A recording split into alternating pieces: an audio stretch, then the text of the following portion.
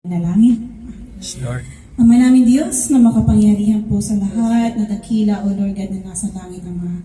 Maraming salamat po, Panginoon, na muli po niyo akong ginamit sa pulpitong ito, Panginoon.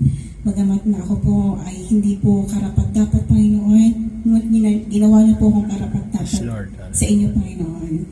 Lord, lumalapit po ako sa iyo kung ano man po ang aking mga nagawa mula sa isip, salita at sa gawa, O Lord God, na hindi ko man po sinasadya, O Lord God, o sinadya man, Lord God. Patawarin mo po ako, Panginoon. Amen. Humihingi ako ng kapatawaran, pagpapakumbaba sa iyo, O Lord God. Lumalapit ako sa iyo, Panginoon, na ibaba mo po ako, Panginoon, sa iyong paanan. Gamitin mo lamang po ako bilang iyong daluyan ng iyong mga salita, Panginoon. Yes, Lord. Patuloy mo lang po akong bigyan ng wisdom and knowledge, O Lord God, upang ma-deliver ko po ito, Panginoon, ang mga salita mo na manggagaling lamang po sa iyo, O Lord God. Panginoon, muli po sa inyo ko po ipinagkakatiwala ang gawang ito.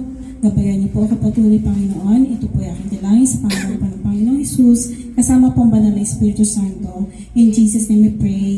Amen. Amen. Hallelujah, Lord. Thank you, Jesus. Amen. Hallelujah. Ang passage po natin ngayong araw po na ito ay mababasa po nga natin sa unang Pedro 1:8-9. So, babasahin ko po ulit, mga kapatid. Ano po? Medyo malabo po kasi ang mata. Hindi ninyo siya nakita, ngunit siya'y inibig ninyo. Hindi pa rin ninyo siya nakita hanggang ngayon. Ngunit, sumasampalataya kayo sa Kanya. Dahil dito'y nag-uumapaw na sa inyong puso ang kagalakang di kayang ilarawan sa salita, sapagkat tinanggap na ninyo ang bunga ng inyong pananampalataya, ang kaligtasan ng inyong buhay. Amen? Hallelujah, Lord. Ano po ba ang pinapatungkulan sa ating talata or sa ating passage ngayong araw po ito, mga kapatid? Amen. May narinig ako. Patungkol po yan sa ating pananampalataya or faith po. Yan po. So, hindi ko po nailagay yung title. Ano po? Wala. Ayan, sorry po, hindi ko po nailagay yung title. So, ang title po kasi niya ay A Lifestyle of Faith. A Lifestyle of Faith. Amen.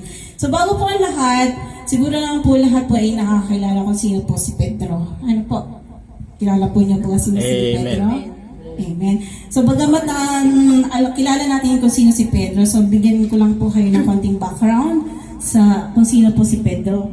So, yung Pedro po, ibig sabihin po noon is maliit na bato. And then, kilala din po siya sa Simon Pedro.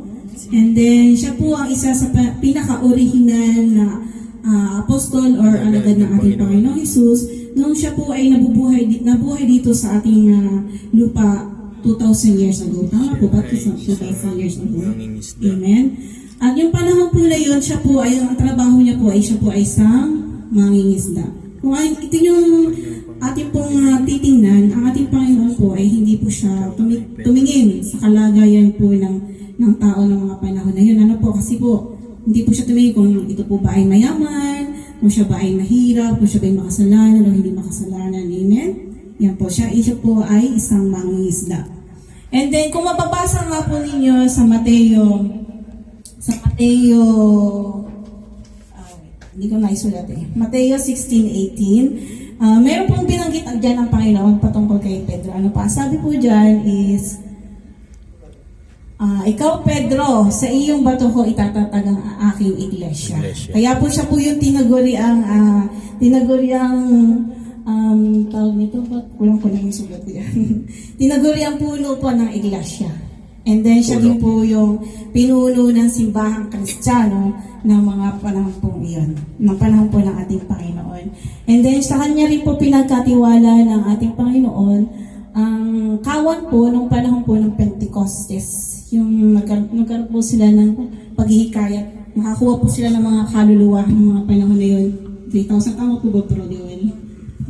Yan, 3,000 po yung nakuha nilang mga kaluluwa ng panahon na yun. Siya po yung si Pedro po ang pinagkatiwalaan ng ating Panginoon. And then, hindi rin po siya kilala sa pangalan na Pedro, kundi kilala din po siya sa pangalang Cephas. At yung Cephas, ang ibig sabihin din po nun is maliit na bato. Amen? Yan po. Sabi nga po, dyan sa passage na binasa po natin is, ang pinapatungkulan po dyan is yung ating pananampalataya. Amen? Hallelujah. Bago po ang lahat, so ano po bang ibig sabihin ng pananampalataya? According po sa ating Bible. So sasagutin po tayo ng Bible and then sasagutin din po tayo ng Google. Google, yan po. Next po. Mababasa po natin sa Hebreo 11:1, ang pananampalataya ay katiyakan na mangyayari ang ating inaasahan at paninindigan tungkol sa mga bagay na hindi nakikita. And according naman po sa Google, next po, yan. Halos nakakaparehas lang naman po siya. Pananampalataya, yan po ay according sa Google. Paniniwala sa, devotion sa, tiwala sa isang tao o isang bagay na patunay, walang patunay sa lohika, paniniwala at devotion sa Diyos. Halos similar lang naman po yung nakalagay sa Bible at saka doon sa Google. Ano po? Amen. Hallelujah po. Ang tanong ko po mga kapatid, lahat po ba tayo may pananampalataya? Amen. Amen. Yan po. Lahat sumagot. Amen. Lahat po tayo may pananampalataya, even po siya ay hindi isang Kristiyano or Kristiyano pa man. Kristiyano at hindi Kristiyano, both po sila may pananampalataya. Yun nga lang po, yung mga hindi po Kristiyano, yung mga faith po nila, kung mapapansin po natin, hindi nila po nagagamit sa tunay na Diyos, sa ating Diyos. Amen? Kung saan po nilang mga bagay nagagamit yun. So, hindi natin kung saan nila ginagamit, po. Pero may mga faith din po sila. Amen. Pero bilang isang Kristiyano po, tayo po, may mga faith po tayo. Ang minsan lang po ang nagiging problema lang po sa atin, hindi po siya na-exercise, hindi po siya napapractice. Amen. Amen. Bagamat po tayo talaga may pananampalataya. Po? Sabi nga po dyan sa, sa Gawa 2:20, Santiago. Peso. Ay, ano pa yan? Mayaman. Kasi parang nagkamali ata ako ng Santiago, sunod-sunod ayan. yan.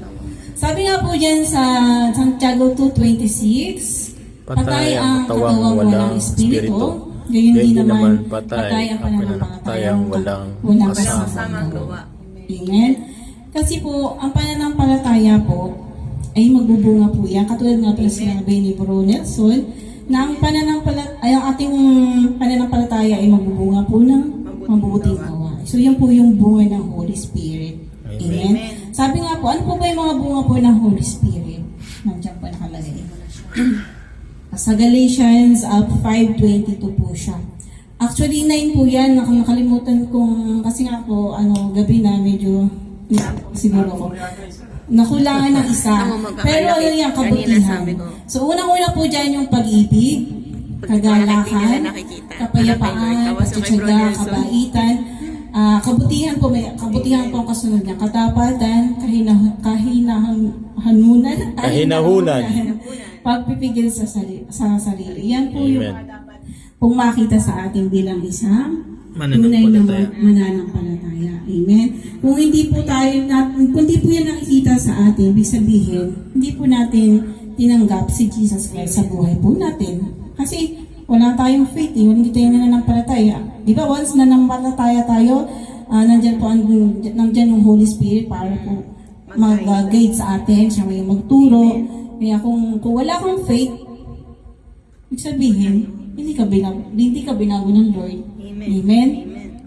Kaya po, mahalaga po sa isang Kristiyano ang pananampalataya. Amen?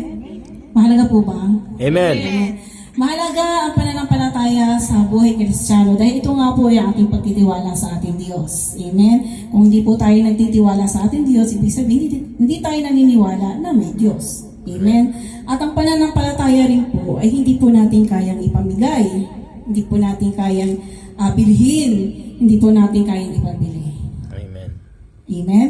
Dahil po hindi naman po ito isang bagay na tumubo lang po sa ating mga katawan o di kaya po likas na tayo po ay isinilang dito sa lupa. Amen? Bakit po? Dahil ang pananampalataya po ay mababasa po natin sa Epeso. Yan po bro, doon sa Epeso, yung kauna-unahan. Epeso 2:8-9. Peso. Yeah. Next po dyan. Yan. Dahil sa biyaya ng Diyos, naligtas ng sumampalataya kayo kay Kristo. Kaloob ito ng Diyos at hindi galing sa inyo. Hindi ito nakasalalay sa mabubuti ninyong gawa para walang maipagmalakihan sino man. Amen. Talagang napakabuti po ng ating Diyos. Ano po, kung tutusin niyo po, kung inyo pong iisipin yung nabasa po natin na passage ngayon. Kasi po, sabi po niyan, dahil sa biyaya ng Diyos, naligtas kayo ng sumampalataya kayo kay Kristo. Amen. So, ibig sabihin po pala, hindi lang po biyaya ang pinagkaloob sa atin ng ating Diyos. Hindi lang din po kaligtasan. Amen. Kundi po, isang kaloob din po pala ang pananampalataya. So, ibig sabihin, yung pananampalatayang meron tayo is nanggagaling din pala yun sa Kanya. Amen. Kaya dapat po pala ini-exercise po natin. Amen. Kaya po, wala po tayong may pagmamalaki talaga sa ating mga sarili. Wala po tayong pagmamalaki. Kasi nga po, biyaya ibigay sa atin ng Diyos, kaloob niya sa atin, bigay niya sa atin libre. Kaya kahit pa anong sinasabi nga po diyan, hindi ito nakasalalay sa mabubuti yung gawa. Amen. So yun po ay regalo. Hindi po natin kayang tumpasan at ibalik sa ating Diyos. Amen. Amen. Hallelujah. Talagang napakabuti ng ating Diyos. Amen. Naniniwala po ba tayo na may Diyos? Amen. Amen. Siyempre, po tayo. Naniniwala tayo. According nga dyan sa ating passage, sabi nga po dyan, hindi ninyo siya nakita, ngunit siya'y inibig na ninyo. Sino ba yung hindi natin nakita? Si Jesus Christ. Kaya po napakaswerte po ng mga tao na yung bumaba ating Panginoong Jesus dito sa lupa, nagkatawang tao, napakapalad po ng mga tao na yun, kasi nakahalubilo nila ang Panginoong Jesus ng time na yun. At yung mga tao po na yun, katulad po ng mga apostol, mga ginamit ng Panginoon, napakaswerte nila. Dahil sila po ay nakasama nila ang ating Diyos na bumaba dito sa lupa. Amen? Yun nga lang, talagang tayo, hindi po natin siya nakikita. Pero, naniniwala tayo, nandun yung faith natin, na may Diyos sa langit, na pinababa niya ang kanyang anak dito sa lupa para lamang po sa ating mga kaligtasan, para po sa kaligtasan ng ating mga kasalanan. Amen? Kaya nga sabi, mapalad yung mga taong hindi ako nakikita at sumasampalataya sa akin. Amen? Kaya din po mababasa po natin dyan sa Romans 3:22-23. Ginagawang matuwid ng Diyos ang lahat sa pamamagitan ng kanilang pananampalataya kay Hesukristo. Walang pagkakaiba ang mga tao sapagkat ang lahat ay nagkasala at walang sino mang nakaabot sa kaluwalhatian ng Diyos. Amen? Talaga napakabuti po ng ating Diyos dahil pinapawalang sala po niya ang mga taong sumasampalataya po sa ating Panginoong Hesukristo. Even though po tayo ay mga hintil or Hudyo. Sabi diyan, walang pinagkaiba. Walang pinagkaiba ang mga tao. Ibig sabihin po niyan, either na hintil ka or Hudyo ka, pero may pananampalataya ka sa Panginoong Hesukristo. So ikaw po ay may faith sa Kanya. So mayroon ka pong kaligtasan. Amen po ba? Kristo ay anak ng Diyos. Ang sino mang umiibig sa Ama ay umiibig din po sa Anak. Amen. Pananampalataya lang po talaga Siyempre, tuturing po tayo ng ating Diyos Ama na tayo po ay mga anak niya. May sabi nga po dyan sa 1 John 1:12, subalit ang lahat ng tumanggap at sumampalataya sa Kanya ay binigyan ng karapatang maging anak. So lahat po ng sumasampalataya sa ating Panginoong Hesukristo ay binigyan ng karapatang maging anak ng ating Diyos. Kaya lahat po tayo ay anak ng ating Diyos. Kasi po tayo ay may pananampalataya. Amen? Kung wala po tayong pananampalataya, ibig sabihin po, nananatili po tayo sa ating mga kasalanan kasi hindi po natin siya tinanggap bilang ating Diyos at tagapagligtas. Ano po? So, ibig sabihin, pag hindi po natin tinanggap ang ating Panginoong Hesus bilang ating Diyos at tagapagligtas, so hindi po tayo tatanggapin sa langit kasi hindi tayo belong ng maging anak ng ating Diyos. Dahil lang po sa ating Panginoong Hesus, kaya po tayo nakaabot sa ating Diyos. Dahil lahat nga po ay nagkasala. Amen? Kaya sabi po din po dyan sa Gawa 4:12, sa Kanya lamang matatagpuan ang kaligtasan, sapagkat walang ibang pangalan sa buong daigdig na ibinigay ng Diyos sa mga tao pang tayo ay maligtas. Sino po ba yung walang ibang pangalan? Ang binabanggit yan, walang ibang pangalan. Sino po ba yun? Jesus Christ. Yeshua, tama po ang ating Panginoong Hesukristo. Kundi po tayo lalapit sa ating Panginoong Jesus, tatanggapin po siya bilang ating Diyos at tagapagligtas, sasampalata tayo sa Kanya, hindi po tayo magkakaroon ng kaligtasan. Amen. Dahil siya lang po ang daan. I am the way, the truth, and the life. Diba sabi niya sa Bible? Amen. Na siya lang ang tanging daan patungo sa Ama. Amen? Amen. Sabi nga po diyan, kung naniniwala po tayo sa mga tao, bakit hindi natin mas paniwalaan ang Bible? Sabi nga po diyan sa 1 John 5:9, kung pinaniniwalaan natin ang patotoo ng mga tao, higit natin dapat paniwalaan ang patotoo ng Diyos, at ito ang patotoo ng Diyos tungkol sa Kanyang anak. Amen? Nasa Bible lang po mga kapatid. Basa-basa din pag may time. Yan po. Kung naniniwala po tayo sa mga chismis, ganyan, so dapat mas paniwalaan po natin ang Bible kasi diyan po nakasulat ang salita ng ating Diyos. Amen? Amen. Kaya nga po, pag may time po tayo, kahit bigyan po natin ng time, magbasa po pagkagising sa umaga or kahit nasa work po, yung konting basa lang po ba, tapos i-meditate po natin. Yan po, para ma-work out po natin yung ating pananampalataya. Amen? Hallelujah, Lord. Thank you, Jesus. Amen. Tanong ko lang po mga kapatid, kumusta naman po yung pananampalataya natin dyan? Amen. Hallelujah. Kumusta yung ating pananampalataya? Ito po ba ay strong o ito po ba ay weekend?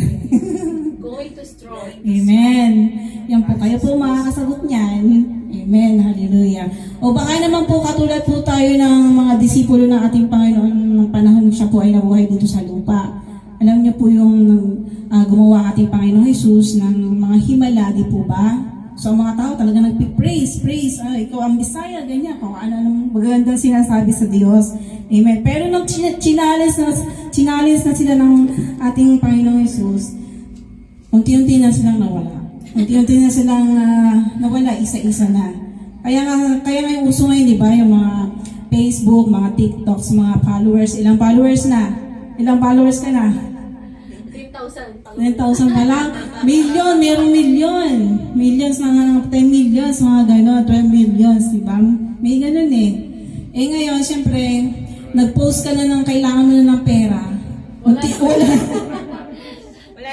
Wala na nag-react. Isa-isa na umalis. Kasi nga, nanghihiram ka na ng pera. Ganon din po ang ating Panginoon. Nung nagbigay po siya ng challenge sa mga tao ng panahon na yun, unti-unti na po umalis yung mga tao. Ilan na po natira? No? Ilan po natira? May gift sa akin yun. 12 na lang po. Kasi sabi nga po niya, yung 12 apostol niya na iwan, sabi niya, kayo rin ba, gusto niyo rin bang umalis? Nasilat pa yung isa. Nasilat pa yung isa. O, diba? So, ibig sabihin, sa 10 million, 12 millions, naging 12 katao na lang ang natira. Baka naman po ganun din po tayo mga kapatid. Pag dumating po tayo sa mga problema, sa mga blessings, yan. Okay, Lord, talagang hallelujah, Lord. Ang ang bait mo sa akin dahil lahat ng blessing pinagkakalob mo sa akin. Ang bait-bait mo, ganyan. Masaya kang nagpe-praise ka talaga, nag-worship ka over, Pero yung time na andyan na yung pagsubok. Yung pagsubok, yung trials. Lord, hindi mo na ako mag-church. Marami akong dapat ayusin sa buhay ko. Marami akong isipin. So, hindi na siya nag-church. Kasi ang dami niya ng problema. So, nawala na yung faith niya. Nandun. Sana napunta. Nadala na ng problema. Kaya hindi po ganun mga kapatid. Even though po tayo ay nagkakaroon po ng mga pagsubok po sa buhay. Sabi nga po, ang mga Kristiyano po, hindi po yung ligtas sa mga pagsubok po sa buhay. Kahit po tayo mga Kristiyano na po, tayo po sinusubok pa rin ng ating Diyos. Lalo-lalo na nga po mga Kristiyano. Siyempre, i-check niya kung totoo po ba yung ating mga faith o hindi. Di po ba mga kapatid? Amen. Hallelujah. Talagang napakabuti po ng ating Diyos. Amen? Parang matatapos na agad ako Mahaba pa. Saan po ba sinusubok ng ating Diyos ang ating pananampalataya? Saan po ba tayo sinusubok? Ito yung favorite natin eh. Hindi tayo, wala tayong ligtas. Ano po yun? Mga pagsubok. Opo. Yan po talaga tayo sinusubok ng Lord. Kung talagang tayo po ay totoo po sa Kanya o hindi. Kasi baka inisip ng Lord, nagpupuri ka lang sa akin dahil binibless kita. Ano? Di ba katulad ng kay Job? Nangyari kay Job. Ang ginawa ni Satan, talagang inalis sa kanya lahat. Napakayaman niyang tao, yung mga anak niya, tapos ayos yung family niya, marami siyang ari-arian, and then ginawa ng Satan, talagang tinanggal lahat, ultimo family niya. As in, walang natira sa kanya. Pero andun pa rin ang faith ni Job. Diba? Ang ganong katindi ang kanyang hope, ang kanyang pananampalataya. Sana ganoon din po tayo mga kapatid. Ano po, kung dumadaan po tayo sa mga pagsubok, kailangan nandyan pa rin yung ating pagkapit sa ating Diyos. Ano po, kahit po may mga trials tayo, huwag po tayong lalayo. Huwag po natin iwan ang Lord. Kasi kung iiwan po natin ang Lord, saan po tayo pupulutin? Wala. Mawawala po talaga tayo. Mas lalo po tayong mawawala. Kasi ang Lord lang naman po talaga ang makakapagbigay ng solusyon sa lahat po ng ating mga problema. Kaya po kung may problema po tayo, ilagak po natin sa Lord, iiyak po natin yan sa Lord. Sabihin po natin, makipag-usap tayo 1:1, di po ba? Pag may mga problema tayo, magkulong tayo sa kwarto, kausapin natin siya. Sabihin na natin nababaliw tayo, pero hindi, kausap natin ang Lord eh. Di po ba? At dyan tumutugon ang ating Diyos. Amen. Kaya nga po, mapalad ang sinusubok, napalad ang binibigyan ng pagsubok. Ibig sabihin, andyan yung presensya ng Lord para sa iyo. Tinitingnan niya kung hanggang kailan, hanggang saan yung iyong faith para sa Kanya. Kung bibitiw ka ba o kakapit ka sa Kanya. Amen? Amen. Hallelujah, Lord. Thank you, Jesus po. So, dako naman po tayo sa 4 na paraan na sinusubok ang ating pananampalataya. Amen. Unang-una po dyan ang kahirapan or difficulties. Sa unang Pedro 1:6-7, ito'y dapat ninyong ikagalak kahit na maaaring magdanas muna kayo ng iba't ibang pagsubok sa loob ng maiksing panahon. Yun nga sinasabi ko, ang ginto bagamat nasisira ay pinapadaan sa apoy upang malaman kung dalisay.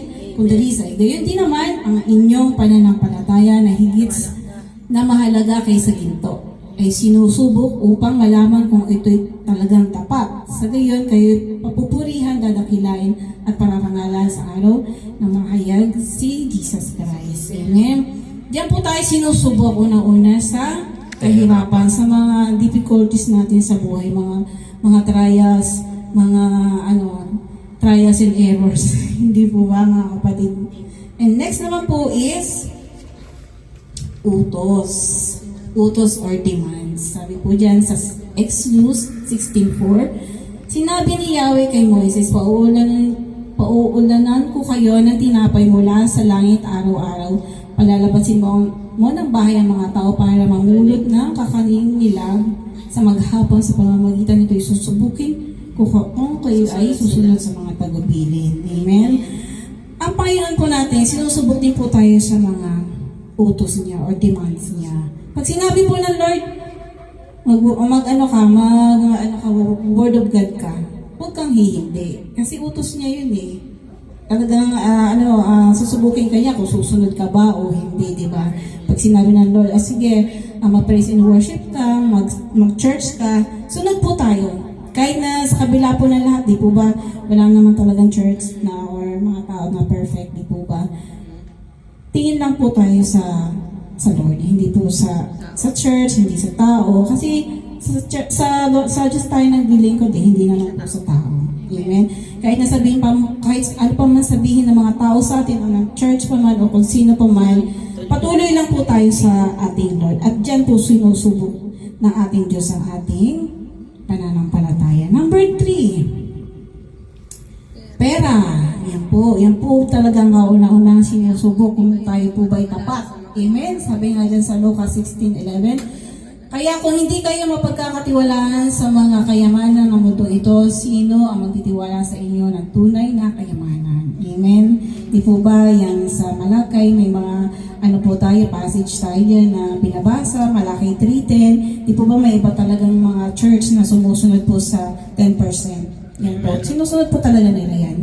Although na hindi naman na po tayo sakop ng Malakay kasi nga po yan po ay nasa kasulatan. So nandito na po tayo sa grace. So ang sinabi po ng ating Panginoon sa 2 Corinthians 9:7, kung ano yung ibibigay po natin na kaya po natin ibigay. Hindi po tayo yung pinipilit. Yung kailangan maluwag sa ating kalooban. Pero siyempre, susubukin pa ng ating Diyos yung ating pananampalataya. Halimbawa, binigyan ka ng malaking pera, anong gagawin mo doon? Di ba? O di kaya naman wala kang pera, siyempre susubukin ka pa rin ng Lord kung anong gagawin mo. Kung ikaw ba ilalayo, or lalapit, or andyan ka pa rin, or aalis na. At dyan po rin sinusubok ng ating Panginoong Jesus ang ating pananampalataya. Amen? Next naman po is pag-aantay. Pag-aantay po ay yung delays. Mababasa po natin sa Deuteronomy 8:2. Alalahanin ninyo kung paano ninyo kayo pinatubayan sa ilang loob ng 40 taong upang matuto kayo magpakumbaba. Sinusubok niya kayo kung susundin ninyo siya. Ito po yung yung nagpaikot-ikot po yung mga Israelita na 40 taon. Tama po ba, Bro Joel? 40. Yun po yun. Sinubok na ating Panginoon yung kanilang ang pag-aantay. Sila po ba ay naiinip na or hindi? Hindi po ba? Kung naiinip po ba siya? Kasi ang tagal din ang inikot-ikot nila pero malapit lang naman pala yung pupuntahan nila. Amen? Tama po ba yan? Yan.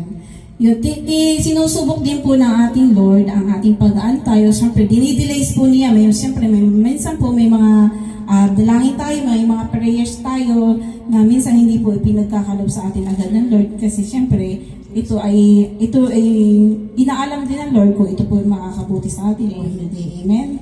Amen. Kaya po, yan po sa apat na yan na sinusubok po ang ating pananampalataya. Amen? Ang unang-una po dyan ay kahirapan, utos, pera, at saka po pag-aantay. So, difficulties, demands, money, and delays po. Yan po ang ilan sa mga paraan na sinusubok po ang ating pananampalataya. Amen? Actually, natapos na po ako. Sabi po dyan, faith is a lifestyle. Exercise it in every single day of our daily life. Amen? Yung ating po pananampalataya, i-exercise po natin yan. Hindi lang po dahil mayroon po tayo nakukuhang blessings, dahil mayroon tayong mga biyaya, kundi dahil din po sa mga pagsubok. Amen? Kaya nga po, yung faith po, hindi lang po ngayong araw na to, bukas wala na naman, the next month meron, the next year meron. Hindi po ganun. Dapat po, faith is everyday lifestyle. Amen? I-exercise po na yun. Paano po ba natin siya ma-exercise? Sa pamamagitan po ng Romans 10:17. Sa pamamagitan po ng, hindi ko na sulat din pakikinig.